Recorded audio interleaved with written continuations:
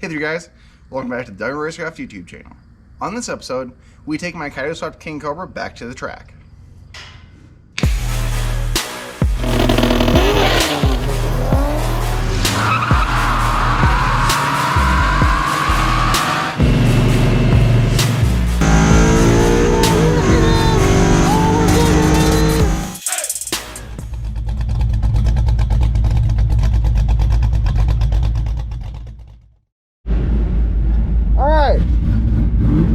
So we're back at the track. I don't know if you can hear me or not, but so this is basically the same tune-up that it was in, that I had in it last time we were at the track.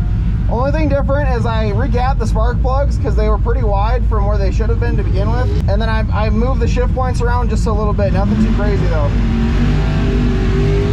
Got some really good DA tonight, so I'm interested to see what's gonna run. Alright, so after half an hour worth of fucking around with the junior dragsters, I finally get to make a run.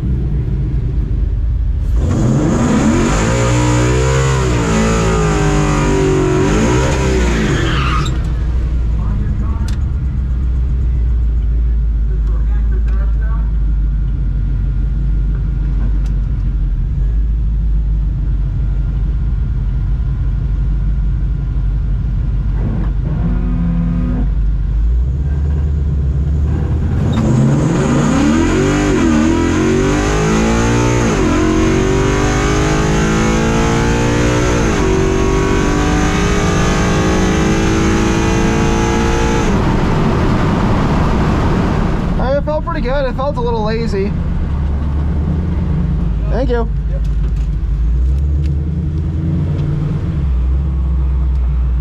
Oh, we were at 1163 at 119.2. So right off the rip, we're already faster than we've been so far at the track. So when 183 to the 60 foot, yeah, I mean that's pretty solid. I'm gonna raise the shift points a little bit. I want it to shift right around 7700 now that I got that plug gap closed up, and we'll see what it does. Alright, so after even more fucking around than last time, we're finally gonna make a pass. Yet again, Shannon wants some smoke, so we're gonna oblige him and give him some smoke. And you better believe, this time around, if I'm ahead of him, he's getting the hazards. I'm tired of this.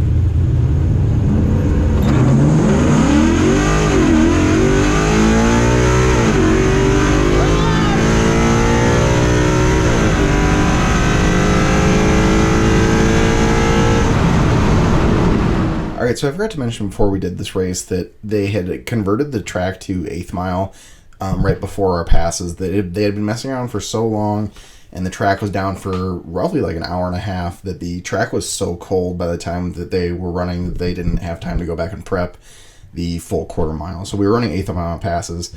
And as you saw, the scoreboard lit up during that last pass when we went to the 8th mile.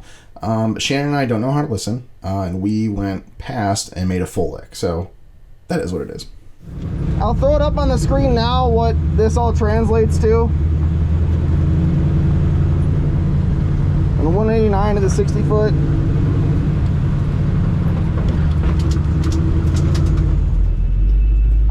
Alright, so we're gonna pull a fast one here. They didn't say anything to me about running it out the quarter. Oh, this fucking did. They didn't say anything to me about running out the quarter. I do got the draggy with me, and the draggy is usually pretty accurate within a couple hundredths of a second. So I'm just gonna run it out the fucking door and see what happens. Alright, so we got this kid in this cocky ass Golf R. We're gonna, you know, he wants some smoke, so we're gonna, as always, we're gonna give him the smoke.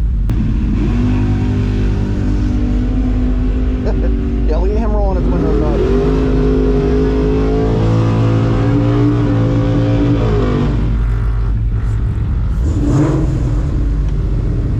All right, so in case I didn't make it obvious, I obviously know this kid. His name's Jacob. I've known him for quite a while now. It's a 20-something Golf R, all-wheel drive. Has a decent amount of stuff done to it. I'm not sure exactly what. It's been 12 20s at like 112 or something like that. Pretty quick. He pulled a fast one on me for this pass, so I was going up to make my final pass, and basically he snuck up, got in his car because he wanted to race. So obviously I was gonna race him. And the whole time when we were in the pits, he was kind of antagonizing me. So, just playing little games as you do. So when he was playing games with me in the pits, little did he know I was going to start playing games with him once we actually were going to make a pass. So as you can see here, I have my, my fair share of fun.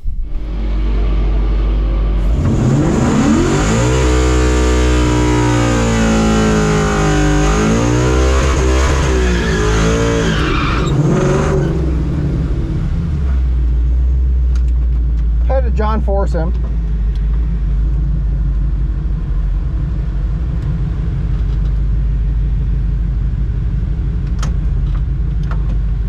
All right.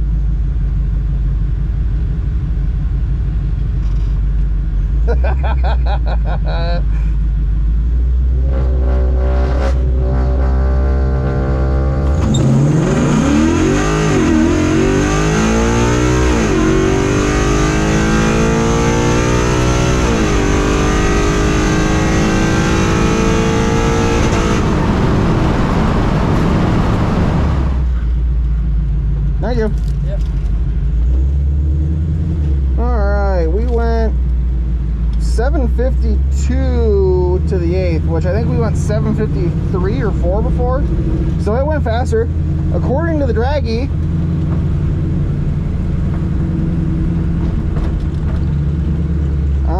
to the 8th, it said we went 752 at 96.5, which is dead nuts on what the actual time slip was.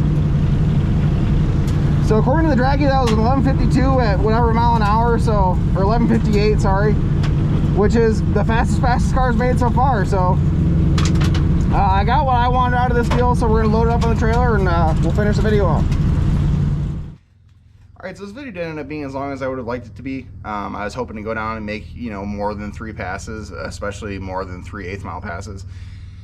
It's just really a roll of the dice this time of the year on if the track is going to be good. And the track that we went to, I've experienced more than I would say average oil downs, which means, cars oiling the track down, braking on the track, doing something to hinder the track surface, which kind of sucks. But I mean, it just kind of is what it is. Sometimes small block Chevys can't hold together for, more than past the 8th mile, and they just fucking blow up and empty everything out all over the track. So another frustrating thing about that is that sometimes it's just the way that it goes with tracks this late in the year. So obviously we were battling the surface a little bit. I didn't have any traction problems, but some of the guys we were with were having traction problems, mostly stick cars. But it's just something that you have to take into account this time of the year. So the track surface gets cold. Everybody's combinations are getting kind of tired, so it does lead to people breaking stuff more often than the beginning of the year. And then at this track in particular, usually they'll on Friday, so this was a Friday fun night, they will have a gambler's bracket class, and then they'll run the junior dragsters too, which for guys like us is kind of frustrating because every weekend at every track across the country, bracket racers have something to do at every track, whereas guys like us, they just want to go and have some fun on a Friday night or Saturday, whatever. We get put in the back seat due to these bracket classes, and then they're more commonly the ones that are breaking, so we're sitting there most of the time, like last night, in between the 3 passes that I had made, when I got there to the first pass was probably about an hour and a half. Second pass to third pass was probably about another hour. So it stinks, but it is what it is. So that's why we prefer not to go to that track. But you gotta take what you can get. But on a lighter note, the car ran its fastest pass. So it sucks that I didn't get the time slip for that 11:58, but the Draggy is actually pretty accurate, a lot more accurate than you'd think it would be. I used to be a big naysayer on how accurate the Draggies could be, but I've ran it several times. I've had it for roughly 2 or 3 years now, and I've ran it the track several times with several different vehicles, and it's within hundredths of a second and tenths of a mile an hour. So it's really good for if you want to test a combination on the street or on a closed track to see if the changes you're making are improving or making performance worse. So in that aspect, it's very convenient. Obviously, it's not the end-all be-all. The ideal condition is to take it to the track and get a time slip, but like I said before, you gotta take what you can get. So it is unfortunate we didn't get to make a full pass and get that glory number, but it is what it is. So while I am happy that it went, you know, it made its fastest lick, I think with some really good DA and a good track surface, it could go a bottom 1150, maybe even 1140. But that's something you can look forward to seeing on the channel. So if you do like the video, like the video. If you have any comments or questions, leave a comment down below. If you'd like to see more of this content, please consider subscribing. But that's going to do this video, and hope to catch you in the next one. Y'all take care now.